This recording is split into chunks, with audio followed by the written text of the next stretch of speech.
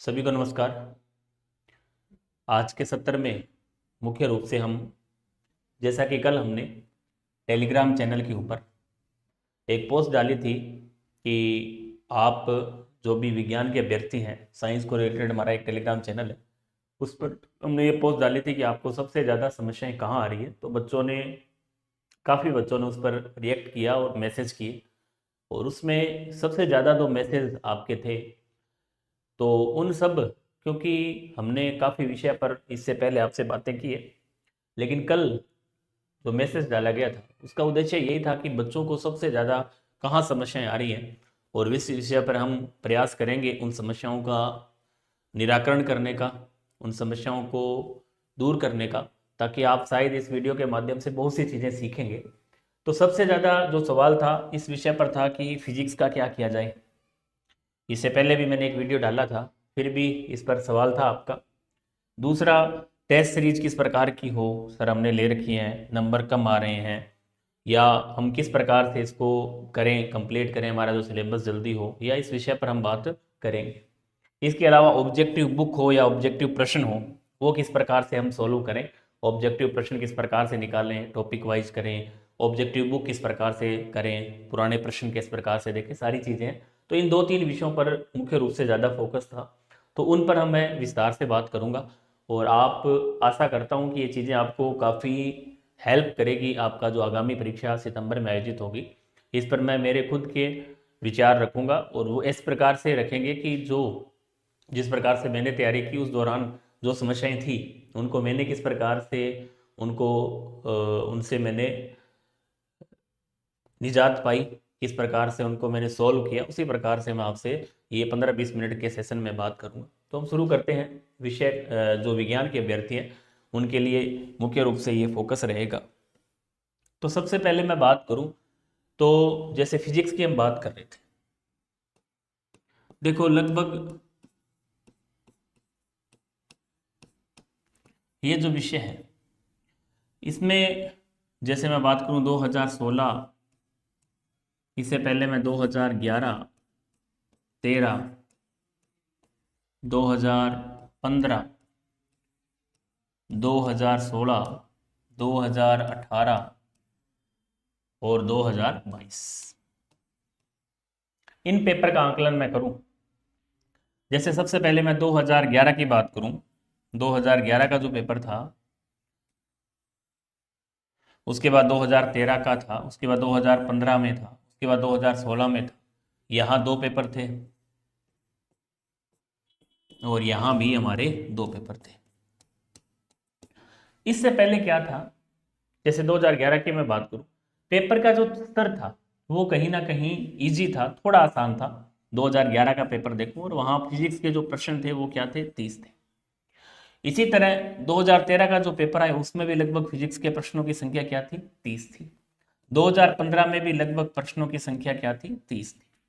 और 2016 का जो पेपर रहा, वहां भी प्रश्नों की संख्या लगभग 40 के आसपास हो गई। और आगे के सारों के पेपर में ये प्रश्न 42, 43 और कहीं कहीं 44 इस प्रकार से रहे। मतलब यहाँ से पेपर का जो पैटर्न था वो फिजिक्स के विषय में बदला। अब इनमें हमने देखा कि इससे क्या प्रभाव पड़ा। कुछ बच्चों ने की, मैं मेरी खुद की बात करूं तो मैंने तो देखो एक भी प्रश्न नहीं किया था। 2018 में मैंने दिया, मैंने किसी भी प्रकार का प्रश्न यहाँ से नहीं किया। 2018 में दोनों पेपर मैंने पास किए थे, और उसमें फिजिक्स को मैंने नहीं किया। उससे पहले जैसे लैब असिस्टेंट भी दिया था, उसमें भी मैंने फिजिक्स के 2-4 सवाल किए होंगे, वहाँ भी नहीं किया। तो हो गया, मतलब उनसे अच्छी रैंक से सिलेक्शन हुआ है। अब अलग अलग व्यक्तियों के अलग अलग विचार हैं, कोई कहता है कि हो सकता है, कोई कहता नहीं है। अब अभ्यर्थी बड़ा पजल है, क्योंकि तरह तरह की वीडियो आप यूट्यूब पर देखते हैं, तरह तरह के सवाल, तरह तरह के अभ्यर्थी आपको मिलते हैं, आपके साथी भी हैं। हर व्यक्ति इस विषय में अलग अलग अपनी बातें रखता है। लेकिन सही बात क्या है, जब हम एग्जाम की बात करें तो इसमें, इस परीक्षा के अंदर मुख्य रूप से दो तरह के अभ्यर्थी यहाँ बैठते हैं। एक तो जिनकी तैयारी बहुत अच्छी है, या मैं नीट के अभ्यर्थी जिनको बोल सकता हूँ, और दूसरे उस तरह के बैठते हैं जो एवरेज स्टूडेंट हैं, जो बीएससी बीएड है और बिल्कुल एवरेज। ये जो पार्ट है, ये लगभग इस परीक्षा के लिए 90%, 80 से 85% अभ्यर्थी ऐसे हैं जो इस कैटेगरी के हैं। और 10 से 15% विद्यार्थी क्या है इस कैटेगरी के। ये जो वर्ग है, ये वर्ग चाहता है कि हम फिजिक्स को पूरी तरह से करें और करने का प्रयास भी करते हैं। और ये जो वर्ग है, ये वर्ग कह रहा है कि हमें फिजिक्स नहीं करनी है। और यदि नहीं भी करनी, इसमें कुछ अभ्यर्थी ऐसे हैं जो भ्रमित हैं, जो ये कहते हैं कि हम करना चाह रहे हैं और करने का प्रयास भी कर रहे हैं, और इधर उधर सब बात सुनते हैं कि नहीं यार करनी चाहिए क्योंकि 45 प्रश्न आ रहे हैं, 42 प्रश्न आ रहे हैं, यदि हम नहीं करेंगे तो हम तो वैसे ही बाहर हैं। तो जहाँ तक मैंने इंटरव्यू भी काफ़ी करवाए हैं इस विषय में, काफ़ी अभ्यर्थियों के आपने यूट्यूब पर देखे होंगे जो सिलेक्शन हुआ है जिनका पिछली परीक्षाओं के अंदर, तो उसमें लगभग अभ्यर्थियों ने क्या है फिजिक्स को किया था। करने के कारण उन्होंने फुल मेहनत की, फिजिक्स को बहुत अच्छे से किया, लेकिन जब परीक्षा के अंदर उनके जो सवाल थे वो 1 से लेकर 5 के मध्य थे। किसी के 6 थे, किसी के 5, किसी के 4, किसी के 3, किसी का 1 और किसी का कुछ भी सही नहीं हुआ। तो जहाँ तक मेरा अनुमान है, इतना बड़ा सब्जेक्ट जब हम पढ़ रहे हैं उसमें इतने सवाल हमारे यदि हो रहे हैं तो ये 6-7 सवाल तो अपने अतिरिक्त बायो और केमिस्ट्री को पढ़, जीके को पढ़कर भी पूरा कर सकते हैं। जहाँ तक मेरा अनुमान है आप पूरा कर सकते हैं। लेकिन दूसरा जो अभ्यर्थी है, नीट वाला है या जिसकी फिजिक्स अच्छी है, मतलब बेसिक से है, उनको मैं ये नहीं कहूँगा कि आपको फिजिक्स छोड़नी चाहिए, कभी नहीं कहूँगा, करनी चाहिए, लेकिन उतना ही करना चाहिए जितना आप कवर कर सकते हैं। इतना नहीं करना कि आप उसमें 100% करने का प्रयास करें। केवल आप उन यूनिटों को चयन कर सकते हैं या आप उतने प्रश्न कर सकते हैं। जैसे इसी पिछली परीक्षा का उदाहरण मैं बताऊँ आपको, क्योंकि लगभग मैं जो बातें आपको करता हूँ वो धरातलीय बातें होती है, और वो जो सारी बातें आपसे वही शेयर कर रहा हूँ, क्योंकि मैं जब अभ्यर्थी मेरे से मिलते हैं परीक्षा के बाद या मैं उनसे बात करता हूँ तो लगभग ये बात मैं पूछता हूँ कि आपके कितने सवाल किस विषय में सही हुए। ये सारा आंकलन उस आधार पर है। मैं मेरी तरफ से कुछ भी जोड़कर तोड़कर आपको पेश नहीं कर रहा हूँ कि आपको मैं मेरी तरफ से आपको बता दूं, बुला फुसला दूं, ऐसी बात नहीं। सारी चीज़ें ऑथेंटिक हैं और अभ्यर्थियों द्वारा बताई गई हैं जिन अभ्यर्थियों ने इस परीक्षा को दिया। अब उसके बाद जिनने 1 से 5 तक किए, 6 किए, अब इसमें हम देख रहे थे कि इन अभ्यर्थियों को जैसे 100% नहीं करना है। 100% का मतलब है कि आप, क्योंकि 100% करने का मतलब है, जैसे मैं बात कर रहा था पिछली परीक्षा के अंदर बहुत से अभ्यर्थी, जैसे संस्कृत का एग्जाम हुआ था अभी 2024 के अंदर, इसमें भी बहुत से जो अभ्यर्थी थे जिन्होंने लगभग 100% पढ़ने का प्रयास किया। टाइम समय सीमा इस प्रकार की होती है कि आप जब बायो केमिस्ट्री टीचिंग मेथड करने के बाद फिजिक्स की ओर बढ़ते हैं तो शायद आपके पास सीमित समय बचता है, और फिजिक्स जब आप करेंगे तो आप मान के चलिए आपको इसके लिए 1 से 1.5 घंटा चाहिए। 1.5 घंटा आप मान के चलें इस परीक्षा इसको करने के लिए, सभी सवाल को करने के लिए। यदि आप सारे सवाल हल करने का प्रयास करते हैं तो आपको 1 से 1.5 घंटे का समय इसको अतिरिक्त चाहिए। इतना समय हमारे पास नहीं होता है क्योंकि हमें उससे पहले ये सब्जेक्ट भी देखने हैं, और आपने यदि इसको पहले शुरू कर दिया तो हमारे वो पीछे वाले रह जाएंगे। तो आप फिक्स कर लें। जो अभ्यर्थी ये भी हैं जो कर रहे हैं उनके लिए भी मैं ये कहना चाहूँगा कि जो अभ्यर्थी कर रहे हैं, कोई ये बात बुरी बात नहीं है, करना चाहिए, जिसको आ रही है उसको छोड़ने का फायदा नहीं है, करो, लेकिन उसमें भी आप सीमित कर दें। आप चाहे कितना भी पढ़ के जाएं, क्योंकि सिस्टम ही ऐसा है कि आप वहां मुश्किल से 10 से लेकर 15 सवाल कर पाएंगे, इससे ज्यादा आप नहीं बढ़ पाएंगे। लगभग तय है ये। जो पिछले पेपर आकलन मैंने देखा है जिसमें कुछ पेपरों में तो ठीक थी, लेकिन जैसे अभी 22 वाले में, 24 वाले में देखा है 11वीं 12वीं की केवल फिजिक्स आई हुई थी, बीएससी की बहुत कम थी। वहां भी अभ्यर्थियों का ये पैमाना था। यदि इसकी जगह मैं बीएससी की बात करता 22 और 18 की, तो वहां पैमाना इससे भी कम था, मतलब 10 तक हाईएस्ट थे। अब जिसने 10 फिजिक्स में किए या 15 फिजिक्स में किए, उसका जीके वाला जो पार्ट था वो उतना अच्छा नहीं था।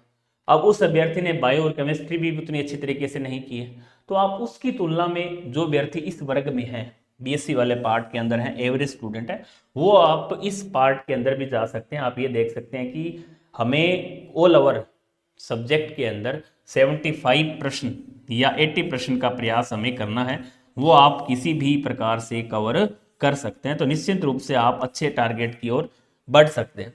अब इसके साथ यदि आप फर्स्ट पेपर में 60 प्रश्न कर लेते हैं तो निश्चित रूप से आप 280 290 के आसपास पहुंच रहे हैं, जो कि एक अच्छा स्कोर है।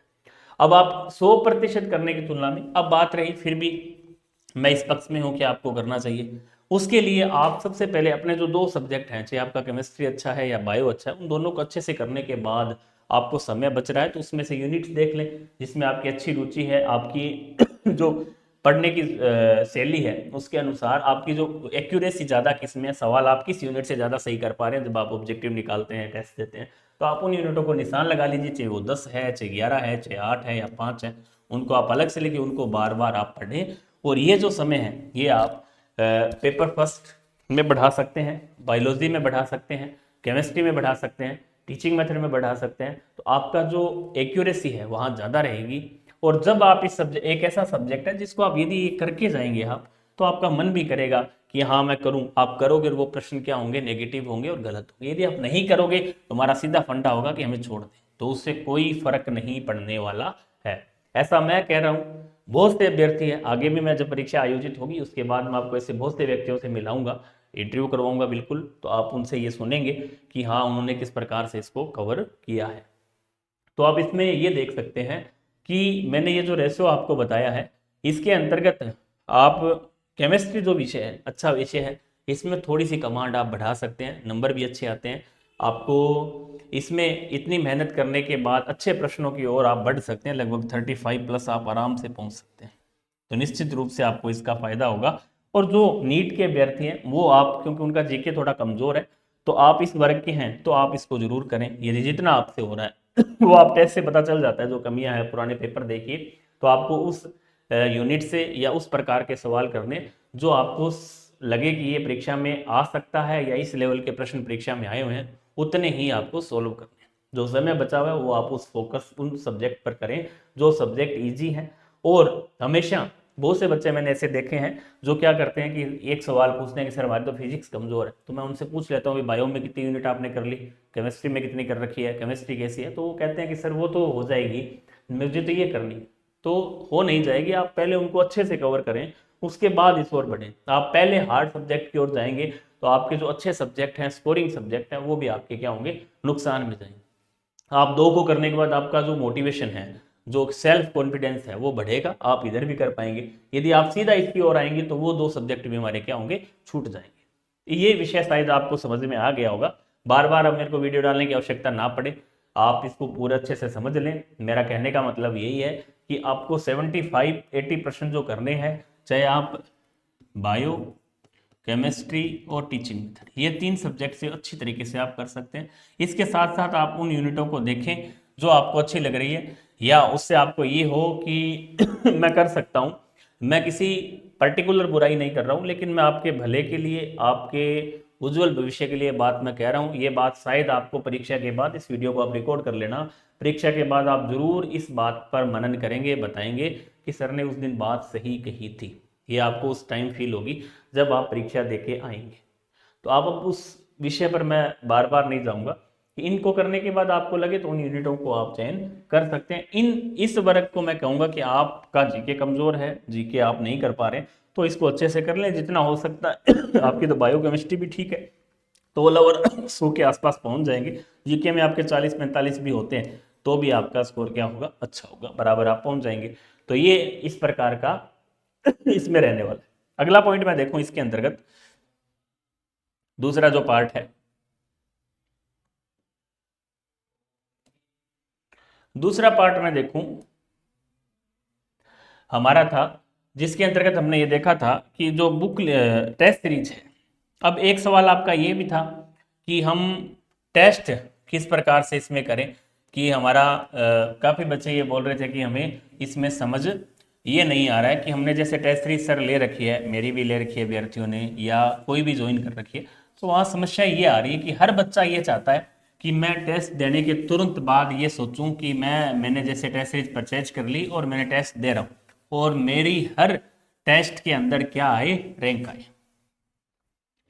तो ऐसा देखो, ऐसी कल्पना, पूरी कल्पना करना मेरे आइडिया से सही नहीं है, उसके लिए थोड़ा सा समय लगता है। जैसे आपने किसी की भी टेस्ट सीरीज ले रखी हो, मेरी टेस्ट सीरीज ले रखी हो, या कहीं और से आप यदि कर रहे हैं, तो आपने टेस्ट दे दिए, टेस्ट देने के बाद आपने सवाल देखे, सवाल का लेवल क्या है, किस प्रकार के सवाल हैं, और आपने जो थ्योरी पढ़ी है वो क्या इस आधार पर पढ़ी है, बहुत अलग अलग चीज़ें हो सकती हैं। हाँ, आप टेस्ट देने के बाद ये चीज़ जरूर सोचेंगे कि टेस्ट में प्रश्न तो, या आगामी परीक्षा के अंदर प्रश्न इस प्रकार के आ रहे हैं, क्या मैं उसी तरीके से पढ़ पा रहा हूँ, या मैं मेरे तरीके से पढ़ रहा हूँ, ये चीज़ें आप टेस्ट देने के बाद सीखते हैं।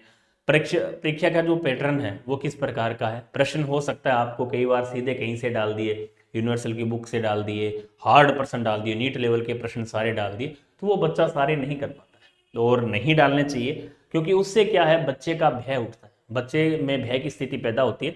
ऐसा मैंने अनुभव किया था 2022 ग्रेड सेकंड के अंदर, जब पहली बार एक प्री परीक्षा के नाम से एक माहौल बना राजस्थान के अंदर। उसका केवल उद्देश्य यही था कि बड़ी संस्थाओं ने, बड़ी कोचिंग संस्थानों ने ये सोचा कि हम अपना माहौल बनाने के लिए परीक्षाओं का आयोजन, जो अभी भी हो रहा है, कि एक पूर्व परीक्षा का आयोजन किया जाए और उससे हम ये कहें कि हमने पेपर से पहले एक ऐसी प्री परीक्षा का आयोजन किया है, बच्चे टेस्ट देंगे। और उससे भय ऐसा हुआ कि उन्होंने जो पेपर का लेवल था उन्होंने ये नहीं देखा कि आरपीएससी किस प्रकार का पेपर बना रही, अपनी मर्जी से।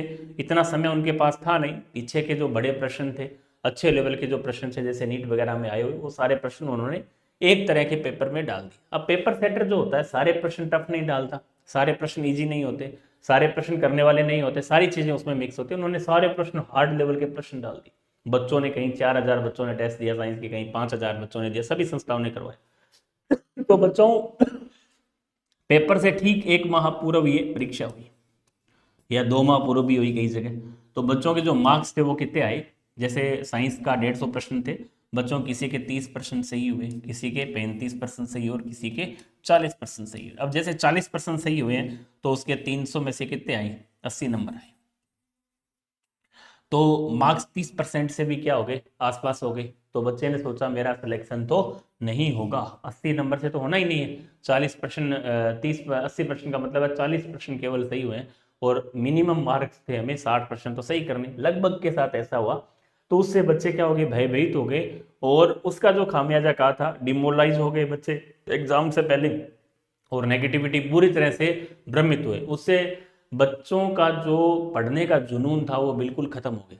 तो उसके बाद उन्होंने क्या सोचा कि अब परीक्षा देने का हमें कोई फायदा नहीं है, मैं तो पास नहीं हो रहा हूँ। उन्होंने 1-2 महीने ऐसे तैसे करके गुजार दिए, और उसका खामियाजा उन्हें परीक्षा में बेहतर परिणाम नहीं मिल पाया। उस परीक्षा का जो रिजल्ट भी आपने देखा था 2022 का, कुछ सीटें भी खाली रही, 60% 40% नहीं बन पाए। तो उस प्रकार के जो पेपर्स हैं वो एक टेस्ट सीरीज का हिस्सा नहीं मानता हूं मैं, वो केवल प्रचार है। टेस्ट सीरीज यदि आप वास्तव में ज्वाइन करते हैं तो आपको फायदा तब होगा तब आप एक टेस्ट सीरीज पूर्ण कर चुके हैं। जब आप दूसरी टेस्ट सीरीज में प्रवेश करेंगे तो वो चीजें आपको पता चलेंगी कि हमें वास्तव में किस प्रकार के प्रश्न करने चाहिए। क्योंकि आप जब शुरू में टेस्ट ज्वाइन करते हैं तो आपको ना तो ये पता है कि प्रश्न किस प्रकार के आ रहे हैं, ना आपको ये पता है कि आप, हो सकता है आपने थ्योरी नहीं पढ़ी हो, केवल क्लासें लगा ली और नोट्स बना लिए। तो आप जब दोबारा टेस्ट देंगे शेड्यूल के माध्यम से, एक बार में आपको ये चीजें समझ में आएगी, आप उस थ्योरी को रिवीजन करेंगे। दोबारा जब देंगे तो उन चीजों को जब आप 2 बार 3 बार 4 बार पढ़ेंगे तो उस समय हम उस टेस्ट में बेहतर प्रदर्शन कर पाएंगे। लेकिन बच्चा क्या चाहता है कि हमने उसमें जैसे 19 टेस्ट हैं, बच्चे ने पहला टेस्ट दिया, नंबर नहीं आए, दूसरा दिया नहीं आए, तीसरा दिया नहीं आए, चौथे तक बच्चा क्या है, थक जाता है और छोड़ देता है, हार जाता है, या टेस्ट शेड्यूल का जो फॉलो है उसको बंद कर देता है। बच्चा कहता है कि मेरे तो नंबर ही नहीं आ रहे, टेस्ट देने का क्या फायदा है। आप उसको नंबर से ना जोड़ें, टेस्ट को नंबर से जोड़ने का कोई मतलब नहीं है, कोई औचित्य नहीं है। आप ये सोचें कि मैं ऑब्जेक्टिव कोर्स कर रहा हूँ और टेस्ट के माध्यम से सीख रहा हूँ, नंबर नहीं देख रहा हूँ। मैं मेरा खुद का आंकलन कर रहा हूँ कि वास्तव में जो मैंने पढ़ा क्या वो मुझे टेस्ट में काम आया। नंबर कम आ रहे हैं इसका मतलब काम नहीं आया, मेरी तैयारी प्रॉपर नहीं है, मुझे उस तैयारी को सुधार करना है, दोबारा सीखना है। आप उसको दोबारा पढ़ें। जैसे आज आपने टेस्ट दिया, टेस्ट देने के बाद आप क्या देखेंगे, उस टॉपिक को आप दोबारा पढ़ेंगे, दोबारा देखेंगे कि कहाँ कमी रही। सबसे पहले जैसे भी टेस्ट होता है किसी भी सब्जेक्ट का आपका, आप उसके पहले ऑब्जेक्टिव प्रश्न निकाल के जाएं। ऑब्जेक्टिव प्रश्न आप उससे टॉपिक के निकालें। जैसे 150 प्रश्न होते हैं तो उनमें physics, chemistry, bio, teaching method के आप ऑब्जेक्टिव खुद निकालें।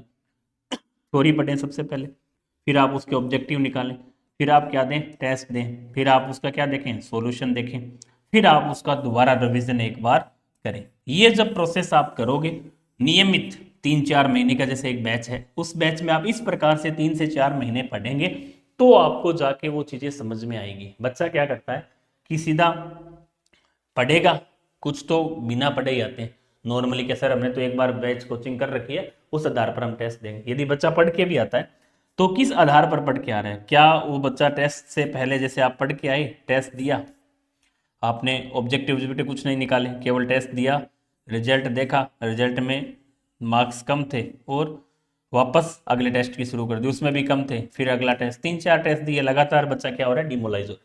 तो आप उन चीज़ों को इस प्रकार से ऐड ना करें, इस प्रकार से ना जोड़ें, क्योंकि थ्योरी आपने पढ़ी है। देखो आप ये भी बात सोचें, क्या आपने पिछले 1 साल कोचिंग की, 1 साल आपने ऑफलाइन, बहुत से विद्यार्थी इन्होंने ऑफलाइन कर रखी, तो शायद आप ऑफलाइन में 1 साल में कुछ नहीं सीख पाए, तो आप ये किस प्रकार की आशा कर सकते हैं कि यहाँ केवल एक टेस्ट से आपको इतना झटका लगा कि मुझे तो कुछ नहीं आ रहा, या कुछ नहीं करवा रहे, ये तो मुझे तो कुछ आ नहीं रहा है, कुछ भी नहीं करवा रहे, मुझे छोड़ देना चाहिए। इस प्रकार की भावना आपके में पैदा होने का कारण यही है कि आप नियमित नहीं रह पाए, रेगुलर नहीं रहे। उसमें आप रेगुलर रहेंगे, उस आधार पर अपनी जो तैयारी है उसको करेंगे, एक एक टॉपिक को पढ़ के जाएंगे, सॉल्यूशन उसका देखेंगे, नहीं आ रहा है तो आप उसका सॉल्यूशन देखिए, सॉल्यूशन देखेंगे तो आपको उस चीज़ को पता चलेगा कि हाँ वास्तव में कमी कहाँ थी, उस कमी को आप दोबारा सुधारें। उस टेस्ट को उस दिन, जैसे संडे को टेस्ट था, संडे को वापस उस टेस्ट का या उस यूनिट का रिविजन करें, अगली बार आपको धीरे धीरे उसमें क्या होगा, सुधार होगा। तो ये चीज़ है, ये पूरा एक प्रक्रम है। आप इसको एक केवल टेस्ट मात्र एक दिन का ना समझे, ये पूरा सेशन है, 3-4 महीने की जो सीरीज आपकी है वो चलेगी। आप ये देखना कि जब आपने शुरू किया था और जब आप एंड में पहुंच रहे तो आप में कितना सुधार हुआ, ये चीज आप सीख पाएंगे। तो आप इसको अदर वे में ना लें, ये चीजें करनी आपको आवश्यक है। क्योंकि मान लो यहाँ नंबर नहीं आ रहे हैं, आप ना भी दे रहे हैं टेस्ट, लेकिन आप डायरेक्ट उस थ्योरी के आधार पर मेन पेपर में बैठेंगे, वहां यदि नहीं आया तो क्या होगा बताओ, किसको कहेंगे, किसका किसको टोकेंगे, किसके बारे में ये कहेंगे कि ये यहाँ से पढ़ाया हुआ नहीं हुआ, मेरी गलती नहीं, किस पर थोपेंगे, किसको बताएंगे, किसको कहेंगे, ये सारी चीजें हैं। तो उससे अच्छा है कि आप वहां तक पहुंचे, उससे पहले ये सुधार कर लें तो बेटर है। सुधार करने का तरीका यही है, शेड्यूल के अनुसार टेस्ट हो, टेस्ट का जो पैटर्न है वो परीक्षा पर आधारित होना चाहिए। आपके पूर्व में जो परीक्षाएं हुई हैं उनके प्रश्नों को देखते हुए टेस्ट बनाए जाएं। टेस्ट होने के बाद उसका सॉल्यूशन 101% होना चाहिए, बिना सॉल्यूशन साइंस के अंदर केवल यूनिवर्सल के पुराने पेपरों के, सॉरी यूनिवर्सल के या एलन की सीट जो भी है उनके पीछे के प्रश्न आपको डायरेक्ट दे दिए, बच्चा उस लेवल के प्रश्न शायद नहीं, हर एक लेवल के प्रश्न एग्जाम में होने चाहिए जो टॉपिक आपके सिलेबस में, ताकि बच्चा उस तक पहुंचे और उसको देखे और उसके बाद उसका सॉल्यूशन देखे, उसके बाद उसमें सुधार निश्चित रूप से होगा। क्योंकि बच्चे को ये भी नहीं पता है कि वास्तव में इसमें क्या करवाया जा रहा है, क्या उसने पढ़ा है, किस आधार पर ये है, तो ये सारी चीजें बच्चा उससे सीखेगा। तो इस प्रकार टेस्ट से आप बहुत सी चीजें सीख सकते हैं, टाइम लगता है लेकिन आप निश्चिंत रूप से सीखेंगे। अब जो हमारा तीसरा पॉइंट था, ऑब्जेक्टिव, ऑब्जेक्टिव बुक के रूप में। ऑब्जेक्टिव बुक का मतलब है कि आपके जो पुराने पेपर जो भी आयोजित हुए हैं आरपीएससी द्वारा विभिन्न परीक्षाओं में, बच्चा लगभग ये सोच है कि केवल थ्योरी पढ़ने, प्रश्न निकालते नहीं। बहुत से बार मैं बच्चों को पूछता हूँ प्रश्न निकाले थे कि नहीं सर केवल थ्योरी पढ़ के आए। तो आप ऐसी हैबिट बनाएं कि उस लेवल के, चाहे आप बुक से पढ़ें, ऑब्जेक्टिव बुक आपको कहीं भी मिले उससे पढ़ सकते हैं। ऑब्जेक्टिव बुक नहीं है तो आप पुराने जो पेपर्स आपके पास है उनकी जो प्रश्न दे रखे हैं वो देख सकते हैं, जिस भी प्रकार से। लेकिन ऑब्जेक्टिव ऐसा नहीं है कि ऑब्जेक्टिव भी बच्चे क्या करते हैं, जैसे एलन की सीट पढ़ ली या जो भी चीजें आपके पास हैं उनमें आप 300 प्रश्न पीछे दे रखे हैं, ऐसा नहीं करना है।